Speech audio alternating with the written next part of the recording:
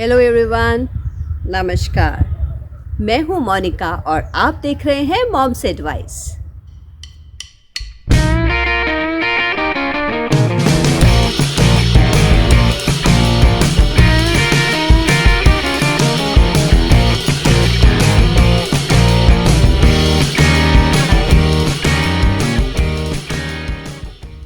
हम सब ये सब जानते भी हैं और मानते भी हैं कि हम सब में कुछ ना कुछ बुरी आदतें होती हैं, कुछ कमियां होती हैं, कुछ वीकनेसेस होती हैं, या ये कह लें ड्रॉबैक्स होते हैं। बट हम नॉर्मली क्या करते हैं, अपने ड्रॉबैक्स को नेग्लेक्ट कर लेते हैं और उनके बारे में बात भी नहीं करना चाहते। You know what are bad habits? Bad habits are actually like a thin chain, इतनी पतली chain which are too light to feel but same time those are too difficult to carry। यानी बुरी आदतें भी हम easily अपना तो लेते हैं, उसको easily हम ले लेते हैं, बट उसके साथ हमारा जीना बहुत ही मुश्किल हो जाता है। लेकिन ये बुरी आदतें आती कहाँ से हैं? या तो जब हम छोटे थे, शायद हमें किसी ने टोका नहीं, और या तो हमें किसी ने टोका, हमने किसी की सुनी नहीं, कुछ भी हो सकता है।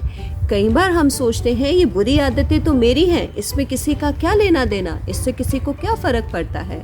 लेकिन मैं सही बात बताऊं, ये बुरी आदतें हमारा खुद का नुकसान तो करती है, लेकिन हमारे आसपास के लोगों का भी बहुत नुकसान कर जाती हैं। तो चलिए आज इसको एक कहानी से समझते हैं कि बुरी आदतें कितनी बुरी हो सकती हैं और हमें कैसे एक फेलियर का भी सामना करना पड़ सकता है, हमें लाइफ में फेल भी कर देती हैं बुरी आदतें। So let's check it out.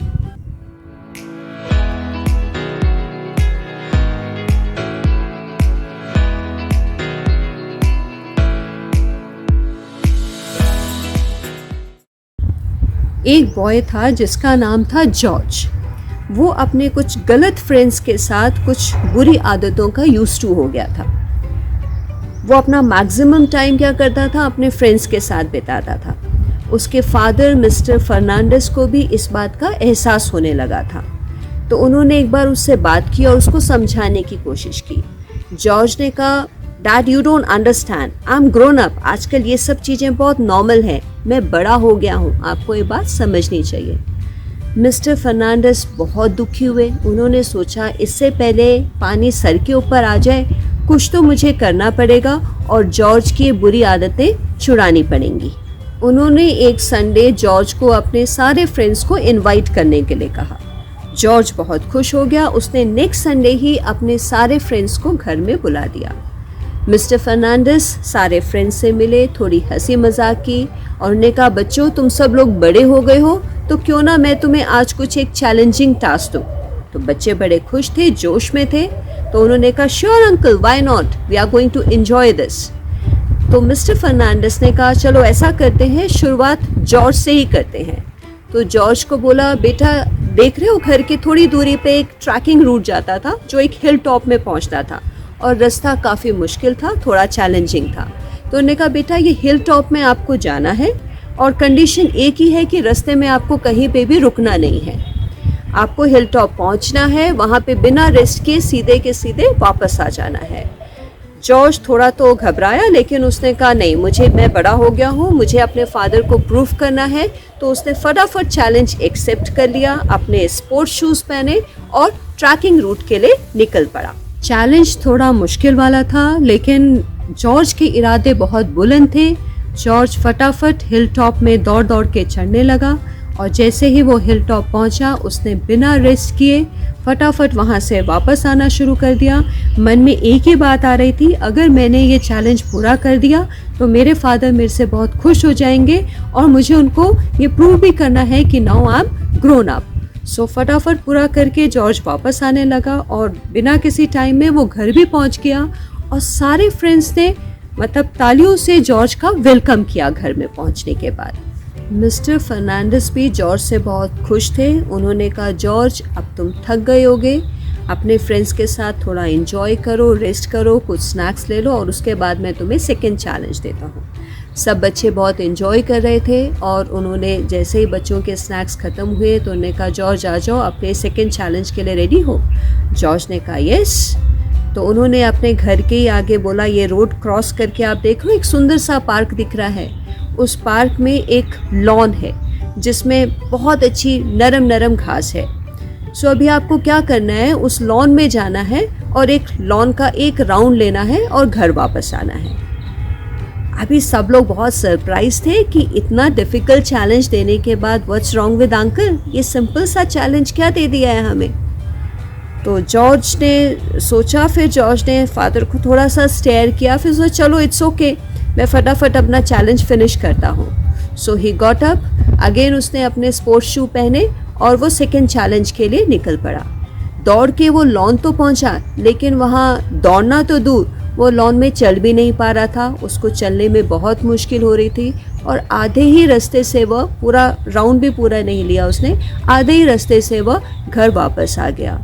जैसे ही घर वापस आया उसने अपना शू खोला और शू जैसे ही खोला उसके पाँव से थोड़ा खून बह रहा था और उसके कुछ समझ नहीं आ रहा था कि ये क्या हो गया है।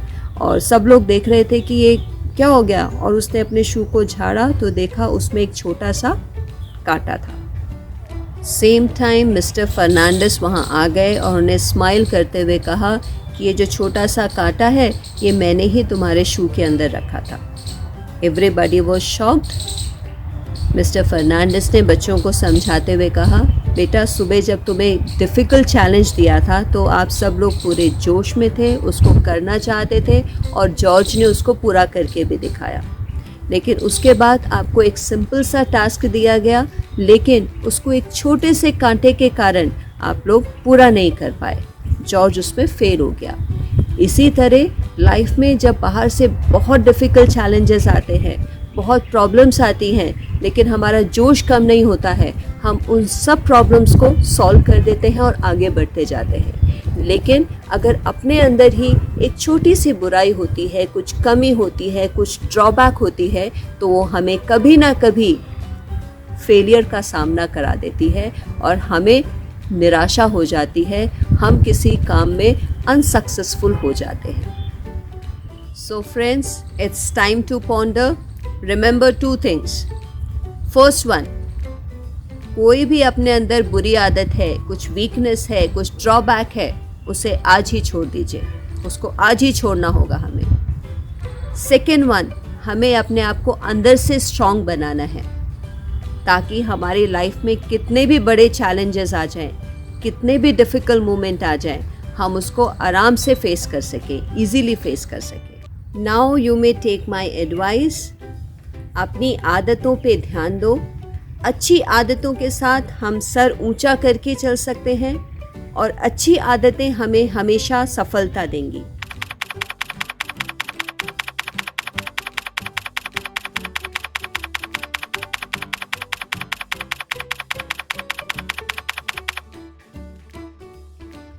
आशा करती हूँ कि ये लाइफ टाइम एडवाइस आप सब याद रखेंगे।